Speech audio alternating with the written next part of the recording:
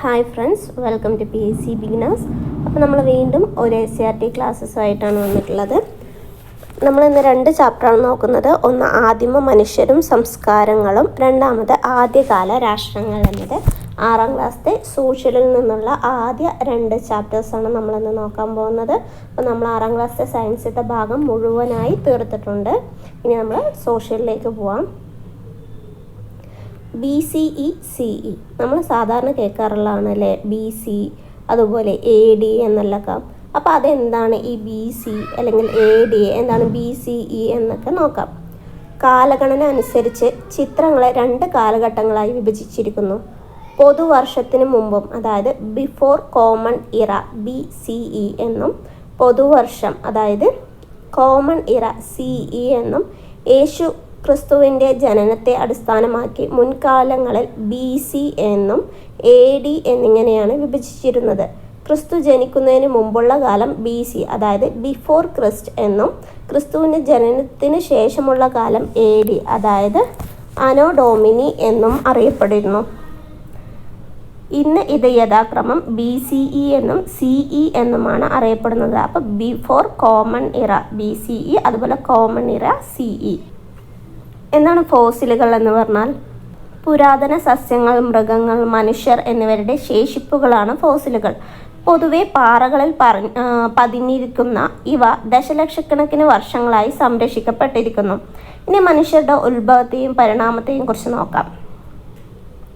നമ്മുടെ ആദിമ മനുഷ്യരുടെ ചരിത്രത്തെക്കുറിച്ച് അറിയാൻ നമ്മളെ സഹായിക്കുന്ന പ്രധാന സ്രോതസ്സുകളാണ് എന്ന് പറയുന്നത് മനുഷ്യ ഫോസിലുകൾ എന്ന് പറയുന്നത്. ഈ ഫോസിലുകളുടെ കാലക്രമം ശാസ്ത്രീയമായി നിർണയിച്ചിട്ടാണ് മനുഷ്യരുടെ ഉത്ഭവത്തിൻ്റെയും പരിണാമത്തിൻ്റെയും ചരിത്രമെല്ലാം രൂപപ്പെടുത്തിയിരിക്കുന്നത്. ഇനി മനുഷ്യ പരിണാമത്തെക്കുറിച്ച് നോക്കാം. നമ്മളും പഠിച്ചിട്ടുണ്ടല്ലേ, കുരങ്ങന്മാരിൽ നിന്നാണ് മനുഷ്യന്മാരായത് എന്നൊക്കെ നമ്മൾ പഠിച്ചിട്ടില്ലേ. അതുപോലെ മനുഷ്യ പരിണാമം, മനുഷ്യരുടെ ഉത്ഭവത്തെക്കുറിച്ച് ശാസ്ത്രീയമായൊരു കാഴ്ചപ്പാട് മുന്നോട്ട് വെച്ചത് ചാൾസ് ഡാർവിനാണ്. ദീർഘകാലം കൊണ്ട് സംഭവിച്ച ജൈവിക മാറ്റത്തിലൂടെയാണ് മനുഷ്യരുടെ ഉത്ഭവമെന്ന് അദ്ദേഹം അഭിപ്രായപ്പെട്ടു. ഈ പ്രക്രിയ അദ്ദേഹം പരിണാമം എന്ന് പേര് നൽകി. 1859 പ്രസിദ്ധീകരിച്ച on the origin of species എന്ന ഗ്രന്ഥത്തിലാണ് മനുഷ്യ പരിണാമത്തെക്കുറിച്ചുള്ള സിദ്ധാന്തം അദ്ദേഹം അവതരിപ്പിച്ചത്. ആരാണ്? Charles Darwin.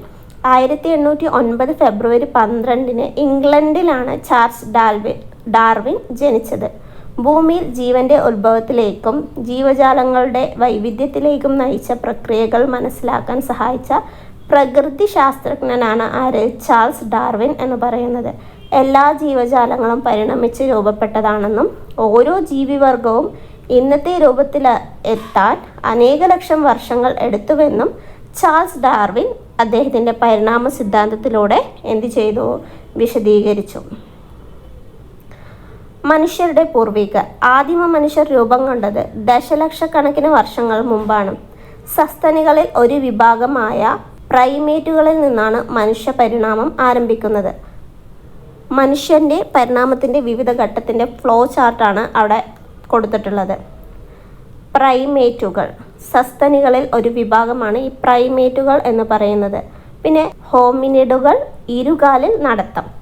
അതിനെ തന്നെ 2ആയി തരംതിരിച്ച് ആസ്ട്രലോ പിത്തേക്കസ് എന്നും ഹോമോ എന്നും തരംതിരിച്ച്, ആ ഹോമോയിലാണ് ഹോമോ ഹാബിലിസ്, അതായത് ഉപകരണ നിർമ്മാതാക്കൾ, അതുപോലെ ഹോമോ ഇറക്റ്റസ് നിവർന്നു നിൽക്കുന്ന മനുഷ്യർ, പിന്നീട് ഹോമോ സാപ്പിയൻസ് ബുദ്ധിയുള്ള മനുഷ്യർ എന്നിങ്ങനെ തരംതിരിച്ചിരിക്കുന്നത്.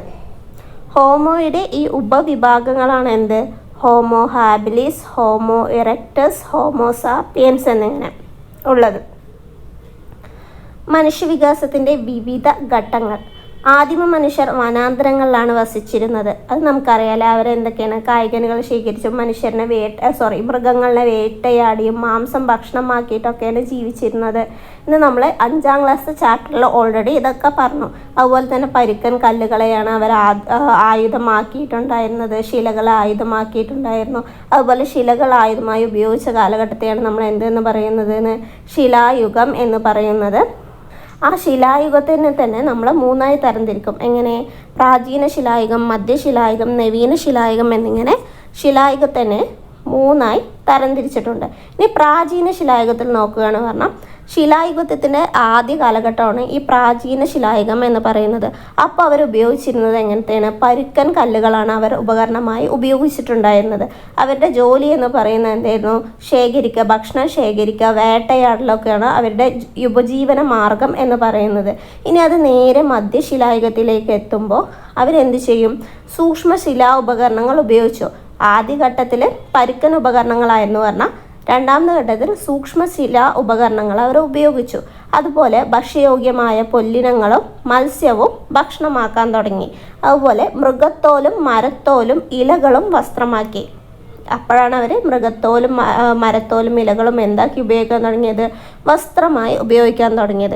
ഇനി മൂന്നാമത്തെ ശിലായുഗമാണ് നവീന ശിലായുഗം എന്ന് പറയുന്നത്.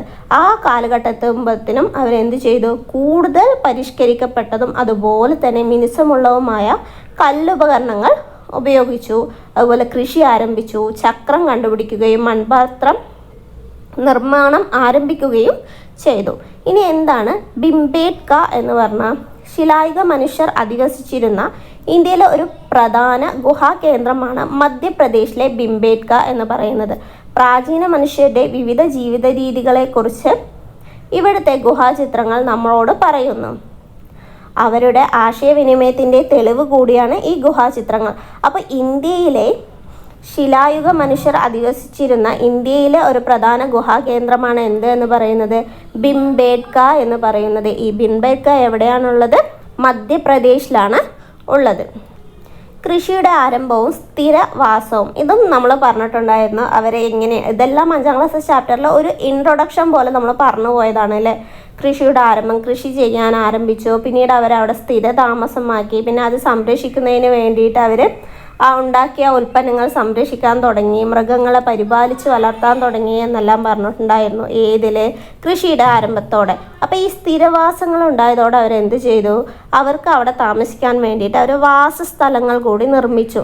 അതേപോലെ തന്നെ ജനങ്ങൾ തമ്മിൽ കൂടുതൽ ഇടപഴകാൻ തുടങ്ങുകയും സംഘടിത സമൂഹത്തിന് തുടക്കം കുറിക്കുകയും ചെയ്തത് ഈ സ്ഥിരവാസത്തോടെയാണ്. അതുപോലെ സ്ഥിരവാസ കേന്ദ്രങ്ങൾ ക്രമേണ ഗ്രാമങ്ങളായും നഗരങ്ങളായും വികാസം പ്രാപിക്കുകയുണ്ടായി. നമ്മുടെ ആദിമ മനുഷ്യർ ആദ്യം ഉപയോഗിച്ചിരുന്ന ലോഹം എന്ന് പറയുന്നത് എന്തായിരുന്നു? അത് ചെമ്പാണ്. ലോഹങ്ങൾ കൊണ്ട് ആയുധങ്ങളും ഉപകരണങ്ങളും നിർമ്മിച്ച് ഉപയോഗിച്ചിരുന്ന കാലഘട്ടത്തെ ലോഹയുഗം എന്നാണ് വിളിക്കുന്നത്. മണ്ണ് ഉഴുതു മറിക്കാനും അതുപോലെ മരങ്ങൾ മുറിക്കാനും കാഠിന്യവും ഉറപ്പും ചെമ്പിന് കുറവായതിനാൽ ചെമ്പും ഈയവും കൂട്ടിച്ചേർത്ത് കാഠിന്യവും ഉറപ്പുമുള്ള വെങ്കലം എന്ന ലോഹസങ്കരം അവർ നിർമ്മിച്ചു. അപ്പോൾ ചെമ്പും ഈയവും കൂട്ടിച്ചേർത്തിട്ടാണ് അവരെന്ത് ചേർത്തത്? വെങ്കലം നിർമ്മിച്ചത്. അതെന്തുകൊണ്ടാണ് പറഞ്ഞാൽ മറ്റേതിന് കാഠിന്യമില്ലാത്തത് കൊണ്ടാണ് അവർ കാഠിന്യമുള്ള വെങ്കലം നിർമ്മിച്ചത്. പിന്നീട് വെങ്കലം കൊണ്ടുള്ള ആയുധങ്ങളും ഉപകരണങ്ങളും ഉപയോഗിക്കുകയുണ്ടായി. ഇനി ഈ വെങ്കലം ഉപയോഗിക്കാൻ തുടങ്ങിയതോടെ അതുകൊണ്ടുള്ള ഉപകരണങ്ങൾ കൃഷിയിടത്തിൽ അവർക്ക് ഉപകാരമാവുകയും കൃഷിയിടങ്ങൾ വ്യാപിപ്പിക്കുന്നതിന് സഹായമാകുകയും ചെയ്തു. അത് തന്നെ കൃഷിയുടെ വ്യാപനം കാർഷികോൽപാദന വർധനവിനും കാരണമാക്കി. പിന്നീട് ഈ ഉൽപ്പന്നങ്ങളുടെ കൈമാറ്റത്തിനും ആ കൈമാറ്റ കേന്ദ്രങ്ങളുടെ വികസനത്തിനും എന്ത് കാരണമായി? ഈ വെങ്കലത്തിൻ്റെ ഉപയോഗം കാരണമായി. അതിനുശേഷം അവരെന്ത് ചെയ്തു? കൈമാറ്റ കേന്ദ്രങ്ങൾ പിൽക്കാലത്ത് എന്തായി മാറി? പട്ടണങ്ങളായിട്ടും നഗരങ്ങളായിട്ടും മാറുകയുണ്ടായി. ഇനി വെങ്കലയുഗ സംസ്കാരങ്ങളെക്കുറിച്ച് നോക്കാം. നമ്മൾ പറഞ്ഞു ഈ വെങ്കലം വന്നതോടെ പല കാരണങ്ങളും വന്നു, കൃഷി വികസിച്ചു എന്നൊക്കെ പറഞ്ഞു അല്ലേ. ഇതിൻ്റെ ഫലമായിട്ട് എന്ത് ചെയ്തു? വെങ്കലയുഗ സംസ്കാരങ്ങൾ രൂപപ്പെട്ടു. അപ്പം അങ്ങനെ കുറച്ച് വെങ്കലയുഗ സംസ്കാരങ്ങളാണ് അവിടെ തന്നിട്ടുള്ളത്. മെസപ്പൊട്ടാമിയൻ സംസ്കാരം, ഈജിപ്ഷ്യൻ സംസ്കാരം, ചൈനീസ് സംസ്കാരം, അതുപോലെ ഹാരപ്പൻ സംസ്കാരം എന്ന് പറയുന്നത്.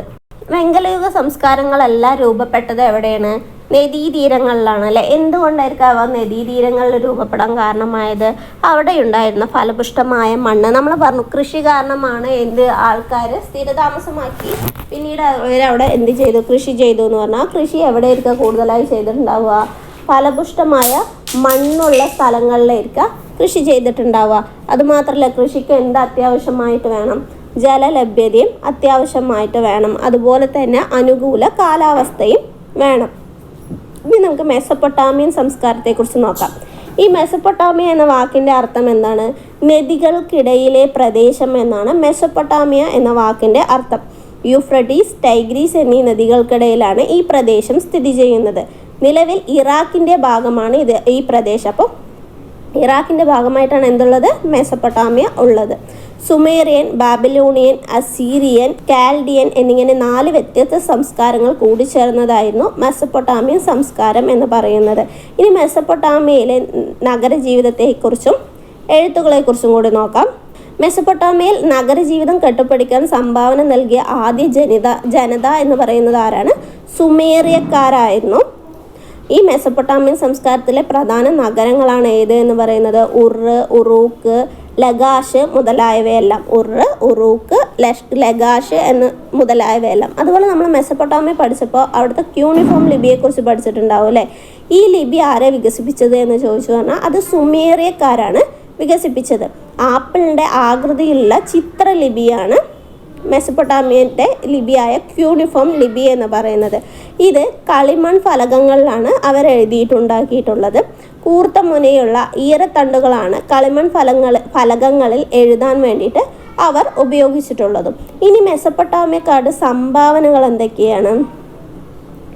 ശാസ്ത്രത്തിലും ഗണിതത്തിലുമുള്ള അവരുടെ സംഭാവനയാണ് ചന്ദ്രപഞ്ചാംഗം, അതുപോലെ സൂര്യഗ്രഹണവും ചന്ദ്രഗ്രഹണവും കണക്കാക്കിയതും, അതുപോലെ ഹരണവും ഗുണനവും ഒക്കെ മെസൊപ്പൊട്ടാമിയക്കാരുടെ ഗണിതത്തിലും അതുപോലെ ശാസ്ത്രത്തിലുമുള്ള സംഭാവനയാണ്. ഇനി ഇവരുടെ നിയമത്തിലെ സംഭാവന ഏതൊക്കെയാണെന്ന് ചോദിച്ചാൽ സുമേറിയൻ ഭരണാധികാരിയായിരുന്ന ഡുൻഗിയുടെ കാലഘട്ടത്തിലാണ് നിയമങ്ങൾ ആദ്യമായി ക്രോഡീകരിക്കപ്പെട്ടത്. ഈ നിയമങ്ങൾ പരിഷ്കരിച്ച് ഹമ്മുറാബിയുടെ നിയമസംഹിത. ഈ നിയമങ്ങൾ പരിഷ്കരിച്ചതാണ് എന്തെന്ന് പറയുന്നത്? ഹമ്മുറാബിയുടെ നിയമസംഹിത എന്ന് പറയുന്നത്. നമ്മൾ കേട്ടിട്ടുണ്ടല്ലേ ഹമ്മുറാബിയുടെ നിയമസംഹിത പറഞ്ഞിട്ട്. ഈ ബാബിലോണിയൻ ഭരണാധികാരിയായിരുന്നു ആരെന്ന് പറയുന്നത്? ഹമ്മുറാബി എന്ന് പറയുന്നത്. ഈ ഹമ്മുറാബിയുടെ അതായത് BCE 1792-1750 കാലഘട്ടത്തിൽ നിലനിന്നിരുന്ന നിയമസംഹിതയാണ് എന്ത് എന്ന് പറയുന്നത്? ഹമ്മുറാബിയുടെ നിയമസംഹിത എന്ന് പറയുന്നത്. ലോകത്ത് എഴുതപ്പെട്ടതിൽ ഏറ്റവും പഴക്കമേറിയ നിയമസംഹിത എന്നറിയപ്പെടുന്നത് ഈ ഹമ്മുറാബിയുടെ നിയമസംഹിതയാണ്. കണ്ണിന് കണ്ണ്, പല്ലിന് പല്ല് എന്ന ശിക്ഷാരീതി ഈ നിയമസംഹിതയിൽ നിന്നുള്ളതാണ്. അപ്പോൾ നമ്മൾ എപ്പോഴും കേട്ടിട്ടുണ്ടല്ലേ കണ്ണിന് കണ്ണ്, പല്ലിന് പല്ല് എന്ന് പറഞ്ഞിട്ട് ഒരു ഫൈറ്റ് വരുമ്പോൾ നമ്മൾ പറയാറില്ലല്ലേ? അപ്പോൾ ഈ നിയമസംഹിത ഏതിൽ നിന്നുള്ളതാണ്? ഹമ്മുറാബിയുടെ നിയമസംഹിതയിൽ നിന്നുള്ളതാണ് ഈ വാക്കെന്ന് പറയുന്നത്. അതുപോലെ തന്നെ നമ്മുടെ ലോകത്ത് എഴുതപ്പെട്ടതിൽ ഏറ്റവും പഴക്കമുള്ള നിയമസംഹിത ഏതാണ്? ഹമ്മുറാബിയുടെ നിയമസംഹിതയാണ്. അദ്ദേഹം എവിടുത്തെ ഭരണാധികാരിയായിരുന്നു? ബാബിലോണിയൻ ഭരണാധികാരിയായിരുന്നു. ഇനി അടുത്തത് സിഗുറാത്തുകൾ എന്ന് പറയുന്നത്. മെസൊപ്പൊട്ടാമിയക്കാരുടെ ആരാധനാലയങ്ങളാണ് സിഗുറാത്തുകൾ എന്നറിയപ്പെട്ടിട്ടുണ്ടായിരുന്നത്. പ്രധാനമായും നഗരങ്ങളിലാണ് ഈ ആരാധനാലയങ്ങൾ പണിതിരുന്നത്. ഇഷ്ടികകൾ ഉപയോഗിച്ചിട്ടാണ് ഇവ നിർമ്മിച്ചിരുന്നത്. നഗരത്തിലെ സിഗുറാത്ത് ഇന്നും സംരക്ഷിക്കപ്പെടുന്നു. അപ്പോൾ അവരുടെ ആരാധനാലയങ്ങളാണ് എന്തെന്ന് പറയുന്നത്? സിഗുറാത്തുകൾ എന്ന് പറയുന്നത്. അപ്പോൾ മെസൊപ്പൊട്ടാമിയൻ സംസ്കാരത്തിൽ നമ്മൾ കുറേ കാര്യങ്ങൾ പറഞ്ഞു പോയിട്ടുണ്ടായിരുന്നു. അവൻ്റെ എഴുത്തുവിദ്യയെക്കുറിച്ച് പറഞ്ഞു, ക്യൂണിഫോം ലിപിയെക്കുറിച്ച് പറഞ്ഞു. അതിൻ്റെ അർത്ഥം നദികൾക്കിടയിലുള്ള പ്രദേശം എന്നാണ് മെസൊപ്പൊട്ടാമിയ എന്നുള്ളതിൻ്റെ അർത്ഥം എന്ന് പറഞ്ഞു. യൂഫ്രട്ടീസ്, ടൈഗ്രീസ് നദികൾക്കിടയിലാണ് ഈ പ്രദേശം എന്ന് പറഞ്ഞു. ഇത് നിലവിൽ ഇറാഖിലാണ് സ്ഥിതി ചെയ്യുന്നത് എന്ന് പറഞ്ഞു. അവിടുത്തെ സംസ്കാരങ്ങളാണ് സുമേറിയൻ, ബാബിലോണിയൻ, അസീറിയൻ, കാൽഡിയൻ എന്നിങ്ങനെയും നമ്മൾ പറഞ്ഞിട്ടുണ്ടായിരുന്നു. പിന്നെ ക്യൂണിഫോം ലിപിയിൽ പറഞ്ഞത് അത് വികസിപ്പിച്ചെടുത്തത് സുമേറിയക്കാരാണ്. അതുപോലെ ആപ്പിളിൻ്റെ ആകൃതിയിലുള്ള ചിത്രലിപിയാണ് അത് എന്ന് പറഞ്ഞു. കളിമൺ ഫലകങ്ങളിൽ കൂർത്ത മുനയുള്ള ഈരത്തണ്ട് കൊണ്ടാണ് എഴുതാൻ ഉപയോഗിച്ചിട്ടുള്ളത് എന്ന് പറഞ്ഞു. അതുപോലെ ചന്ദ്രപഞ്ചാംഗം, സൂര്യഗ്രഹണം, ചന്ദ്രഗ്രഹണം കണക്കാക്കിയത് അവരാണ്. ഹരണവും ഗുണനവും കണക്കാക്കിയത് അവരാണെന്ന് പറഞ്ഞു. അതുപോലെ അവരുടെ നിയമത്തിൽ നമ്മൾ എന്ത് പറഞ്ഞു? ഹമ്മുറാബിയുടെ നിയമസംഹിത. കണ്ണിന് കണ്ണ്, പല്ലിന് പല്ല് എന്ന നിയമസംഹിത ഹമ്മുറാബിയുടേതാണ്. ഏറ്റവും പഴക്കമുള്ളത്, ലോകത്തിലെ ഏറ്റവും പഴക്കമുള്ള എഴുതപ്പെട്ട നിയമസംഹിതയാണിത് എന്ന് പറഞ്ഞു. അതുപോലെ അവരുടെ ആരാധനാലയമാണ് എന്തെന്ന് പറയുന്നത്? സിഗുറാത്തുകൾ എന്ന് പറയുന്നത്. അടുത്തത് അതുപോലെയുള്ളൊരു സംസ്കാരമാണ് ഈജിപ്ഷ്യൻ സംസ്കാരം പറയുന്നത്. ഈ പറയുന്ന സംസ്കാരങ്ങളൊക്കെ ഏതിലുള്ളതാണ്? വെങ്കല യുഗത്തിലുള്ളതാണ്, അത് മറക്കരുത്. അപ്പോൾ ഈജിപ്ത് നമ്മൾ സാധാരണ കേട്ടിട്ടുണ്ട് അല്ലേ? നൈൽ നദീതടത്തിലാണ് ഈജിപ്ഷ്യൻ സംസ്കാരം രൂപപ്പെട്ടത്. നമ്മുടെ ഈ ഈജിപ്തിലെ സംസ്കാരത്തിൻ്റെ പ്രധാന നഗരം എന്ന് പറയുന്നത് ഏതാണ്? കെയ്റോയാണ് ഈജിപ്ഷ്യൻ സംസ്കാരത്തിലെ പ്രധാന നഗരം എന്ന് പറയുന്നത്. ഈജിപ്തിലെ രാജാക്കന്മാർ അറിയപ്പെട്ടിരുന്നത് എങ്ങനെയാണ്? ഫറവോ എന്ന പേരിലാണ് അറിയപ്പെട്ടിരുന്നത്. ഈ സംസ്കാരത്തിൻ്റെ പ്രധാന സവിശേഷതയാണ് പിരമിഡുകൾ എന്ന് പറയുന്നത്. ഇവരുടെ പ്രധാന ഉപജീവന മാർഗം എന്ന് പറയുന്നത് കൃഷിയാണ്. ഗോതമ്പ്, ബാർലി, തിന, പയറുവർഗ്ഗം, ചണം, പരുത്തി മുതലായവ നെയിൽ നദീതടങ്ങളിൽ സമൃദ്ധമായി വളർത്തിയിരുന്നു. ഈ കാർഷിക സമൃദ്ധിയാണ് നെയിൽ നദീതടത്തിൽ ഒരു നാഗരിക സംസ്കാരം വളരുവാൻ ഇടയാക്കിയത്. അതിനാൽ ഈജിപ്തിനെ നെയിലിൻ്റെ ദാനം എന്ന് വിശേഷിപ്പിക്കുന്നു. അപ്പോൾ ഈജിപ്തിനെ എങ്ങനെ വിശേഷിപ്പിക്കുന്നത്? നെയിലിൻ്റെ ദാനം എന്നാണ് വിശേഷിപ്പിക്കുന്നത്. ഇനി ഈജിപ്തിലെ പിരമിഡുകളെക്കുറിച്ച് നോക്കാം. ഈജിപ്ഷ്യൻ സംസ്കാരത്തിൻ്റെ പ്രധാന സവിശേഷതയാണ് ഫറവോന്മാരുടെ ശവകുടീരങ്ങളായ പിരമിഡുകൾ. ഗിസയിലെ മഹത്തായ പിരമിഡ് ഏറ്റവും വലുതും പ്രസിദ്ധവുമാണ്. അപ്പോൾ ഏറ്റവും വലിയ പിരമിഡ് ഏതാണ്? ഗിസയിലെ മഹത്തായ പിരമിഡാണ്. ഇനി മമ്മികൾ, മൃതദേഹം സുഗന്ധദ്രവ്യങ്ങൾ പൂശി അനശ്വരമായി സൂക്ഷിക്കുന്ന സമ്പ്രദായം ഈജിപ്തുകാർക്കുണ്ടായിരുന്നു. ഇപ്രകാരം സൂക്ഷിച്ചിരുന്ന മൃതദേഹമാണ് മമ്മി എന്നറിയപ്പെടുന്നത്. ഫറവോ ആയിരുന്ന തൂത്തൻ ഖാമൻ്റെ മമ്മിയാണ് ഇവയിൽ ഏറ്റവും പ്രശസ്തമായത്. പിരമിഡുകൾക്കുള്ളിലാണ് ഇത്തരം മമ്മികൾ സൂക്ഷിച്ചു വയ്ക്കുന്നത്. ഇനി ഈജിപ്തുകാരുടെ എഴുത്തുവിദ്യയെക്കുറിച്ച് നമുക്ക് നോക്കാം. അവർ യൂസ് ചെയ്തിരുന്നത് എന്താണ്? ഹൈറോഗ്ലിഫിക്സ് ലിപിയാണ് അവർ ഉപയോഗിച്ചിരുന്നത്. പുരാതന ഈജിപ്തുകാരുടെ എഴുത്ത് ലിപി ഹൈറോഗ്ലിഫിക്സ് ആയിരുന്നു. വിശുദ്ധമായ എഴുത്ത് എന്നാണ് ഹൈറോഗ്ലിഫിക്സ് എന്ന വാക്കിൻ്റെ അർത്ഥം. എന്നാണ് വിശുദ്ധമായ എഴുത്ത് എന്നാണ്.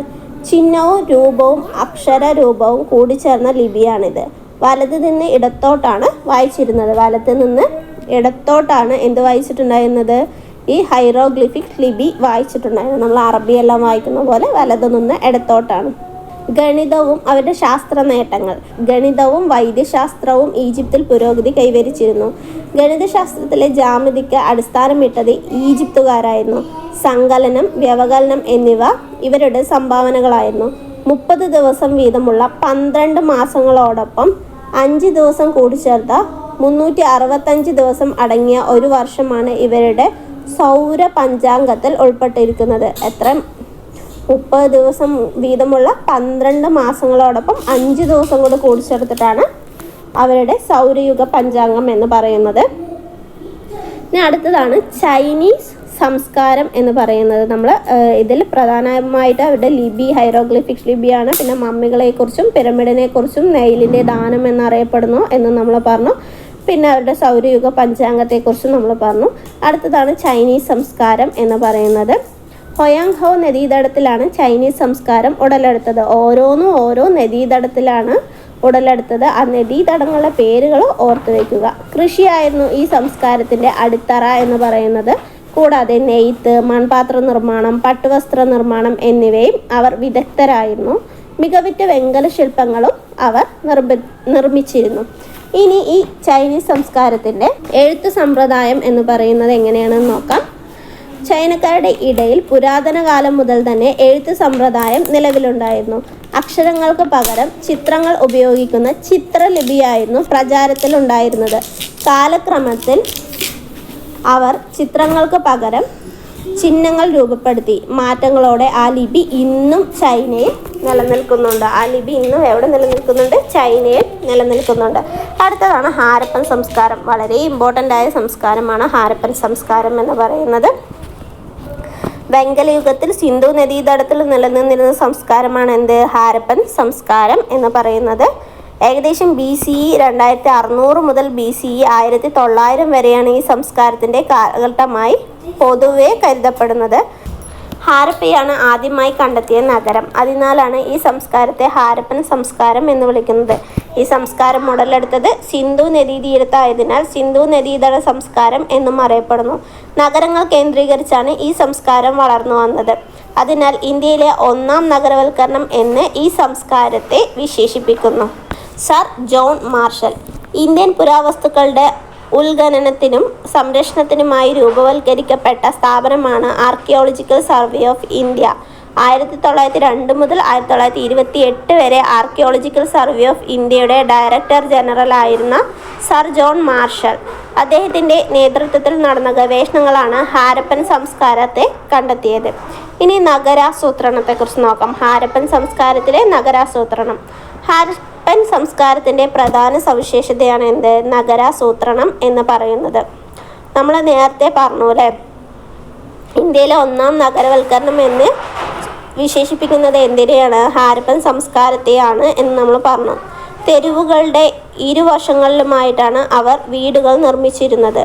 ചുട്ടെടുത്ത ഇഷ്ടികകളാണ് നിർമ്മാണ പ്രവർത്തനങ്ങൾക്കായി അവർ ഉപയോഗിച്ചത്. അഴുക്കുചാൽ സമ്പ്രദായം ഹാരപ്പൻ സംസ്കാരത്തിൻ്റെ മറ്റൊരു പ്രധാന സവിശേഷതയാണ്. വീടുകളിൽ നിന്നുള്ള മലിനജലം തെരുവിലെ അഴുക്കുചാലുകളിലൂടെ നഗരത്തിന് പുറത്തേക്ക് ഒഴുക്കിക്കൊണ്ടുപോകുന്ന തരത്തിലായിരുന്നു നഗരങ്ങളുടെ അഴുക്കുചാലുകളുടെയും ആസൂത്രണം എന്ന് പറയുന്നത്. ഇനി മോഹൻജദാരോയിലെ വലിയ കുളം. ഹാരപ്പൻ സംസ്കാരത്തിലെ പ്രധാന നഗരമായിരുന്നു മോഹൻജദാരോ. വലിയ കുളമാണ് ഈ നഗരത്തിലെ ഏറ്റവും സവിശേഷമായ നിർമ്മിതി. ഈ കുളത്തിലേക്ക് ഇറങ്ങാൻ ഇരുവശങ്ങളിലും പടവുകളും കുളിക്കുവാനായി കുളിമുറികളും ഉണ്ടായിരുന്നു. ശുദ്ധജലം നിറയ്ക്കാനും മലിനജലം പുറത്തേക്ക് ഒഴുക്കുവാനുമുള്ള സംവിധാനം ഇവിടെ നിലനിന്നിരുന്നു. ഇനി ഹാരപ്പയിലെ ധാന്യപുര. ഹാരപ്പൻ ജനതയുടെ പ്രധാന ഉപജീവന മാർഗം കൃഷിയായിരുന്നു. ഗുജറാത്തിലെ രംഗ്പൂർ, ലോഥാൽ എന്നിവിടങ്ങളിൽ നിന്ന് നെല്ല് കൃഷി ചെയ്തിരുന്നതിൻ്റെ തെളിവുകൾ ലഭിച്ചിട്ടുണ്ട്. ഹാരപ്പയിൽ കണ്ടെത്തിയ പ്രധാന ചരിത്ര ശേഷിപ്പാണ് ധാന്യപുര. ധാന്യങ്ങൾ സംഭരിക്കാനും സൂക്ഷിക്കുവാനുമാണ് ഈ ധാന്യപുരകൾ അവർ ഉപയോഗിച്ചിരുന്നത്. ഹാരപ്പയുടെ കരകൗശലം. സ്വർണവും വെള്ളിയും മുത്തുകളും ചിപ്പികളും കൊണ്ടുണ്ടാക്കിയ മാലകളും കൈവളകളും കർണാഭരണങ്ങളും ഇവർക്കിടയിൽ പ്രചാരത്തിലുണ്ടായിരുന്നു. കളിമണ്ണ് കൊണ്ടും ശിലകൾ കൊണ്ടും അവർ മുദ്രകൾ നിർമ്മിച്ചിരുന്നു. ഹാരപ്പൻ നഗരത്തിൽ നിന്ന് കണ്ടെത്തിയ കളിപ്പാട്ടങ്ങൾ, മൺപാത്രങ്ങൾ, വെങ്കല പ്രതിമ എന്നിവയെല്ലാം ഹാരപ്പൻ ജനതയുടെ വൈദഗ്ധ്യം പ്രകടമാക്കുന്നു. ഇനി ഹാരപ്പയുടെ എഴുത്തുവിദ്യ. ഹാരപ്പൻ ജനതയ്ക്ക് അവരുടേതായ എഴുത്ത് രീതി ഉണ്ടായിരുന്നു. അക്ഷരങ്ങൾക്ക് പകരം ചിഹ്നങ്ങളാണ് അവർ എഴുതാനായി ഉപയോഗിച്ചിരുന്നത്. മുദ്രകളിലാണ് അവരുടെ വിദ്യ ഏറ്റവും അധികം കാണപ്പെട്ടത്. ഇനി അവിടെ തകർച്ച എങ്ങനെയായിരുന്നു എന്നുകൂടി നോക്കാം. ഏകദേശം BC 1900 കൂടി ഹാരപ്പൻ നഗരങ്ങൾ തകർച്ചയെ നേരിട്ടു.